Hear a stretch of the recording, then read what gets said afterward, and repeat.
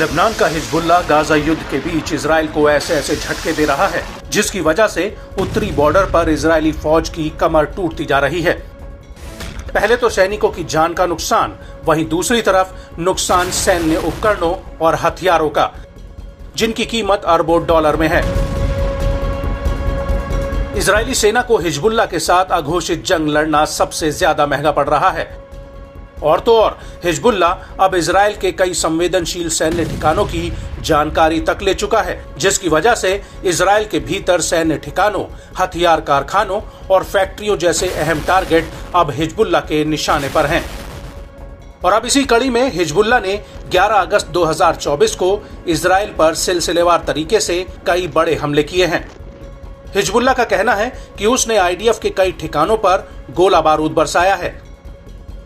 Hezbollah ने अपने एक बयान में कहा कि उसने सुबह करीब 7:30 पर अल मर्ज मिलिट्री साइट पर गोलीबारी की है।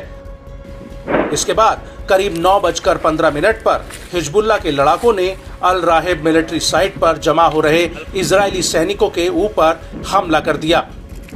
और इसके बाद बिरकत रिशा मिलिट्री साइट पर हिजबुल्लाह ने आईडीएफ के जमावड़े पर सीधे रॉकेट दागे। हिजबुल्लाह का कहना है कि उसने इस हमले के ठीक बाद मिताद बैरिक्स पर इजरायली सैनिकों के एक और जमावड़े पर अटैक कर दिया। और इसके तकरीबन 5 मिनट बाद ही हिजबुल्लाह के लड़ाकों ने अल मलीकिया मिलिट्री साइट पर एक बड़ा ड्रोन अटैक किया है। इस हमले में हिजबुल्लाह ने आईडीएफ के जासूसी उपकरणों को उड़ाने का दावा किया।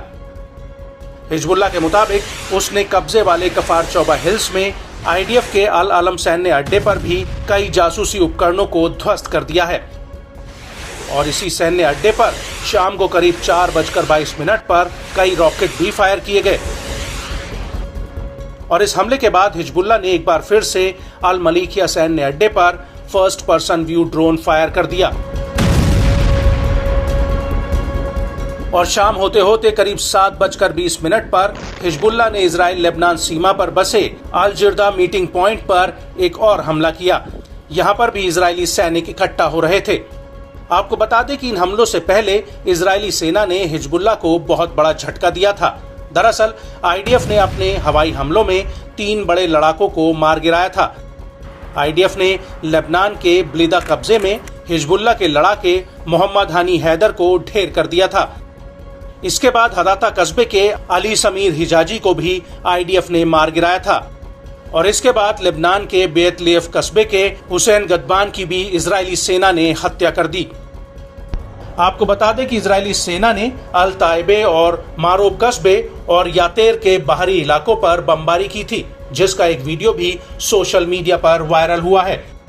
और इस हमले को लेकर लेबनान की न्यूज एजेंसी अल मयादीन का कहना है कि इस हमले में 5 इजरायली मूल के लोग घायल हुए हैं।